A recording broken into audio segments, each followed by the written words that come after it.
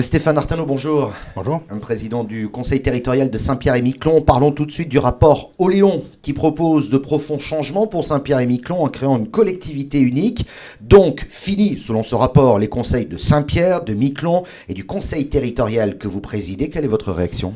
Bon, ce rapport, il est à charge. Il est à charge contre le Conseil territorial, il est partial, il manque d'objectivité, travail incomplet, il manque les choses sur la position de l'État, il manque des choses sur le statut européen.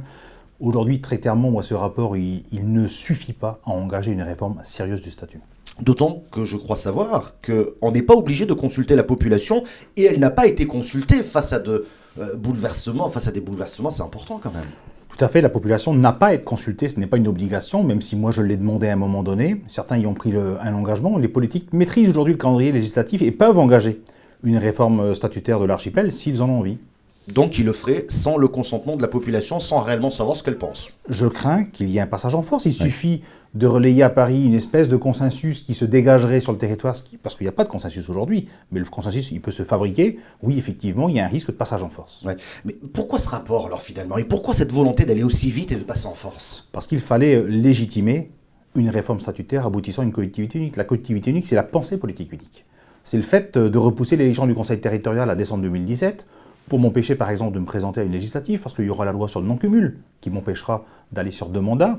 Et puis en septembre 2017, il y a un sénateur en place qui peut se faire réélire parce que les grands électeurs n'auront pas bougé. Donc voilà, il y a un vrai calendrier politique sur ce rapport qu'on avait identifié très tôt au moment de la mission d'ailleurs. Alors j'ai bien compris un toilettage de certaines dispositions donc possibles, selon vous, j'ai bien compris. Une collectivité unique, non. Mais est-ce que les textes actuels permettent de favoriser le développement économique de l'archipel ? En tout cas, moi j'ai rien vu dans le rapport Oléon qui me démontre le contraire. Et c'est bien là également un signe de fragilité. C'est qu'aujourd'hui, on a mis en place des codes d'exonération douanière, on a mis en place un schéma de développement stratégique qui oriente les orientations économiques du territoire et le développement que nous voulons. Donc aujourd'hui, les outils existent. Ces documents ne sont absolument pas cités dans le rapport Léon. Donc c'est bien qu'il y a des pans entiers de l'analyse qui font défaut sur un rapport qui est largement incomplet.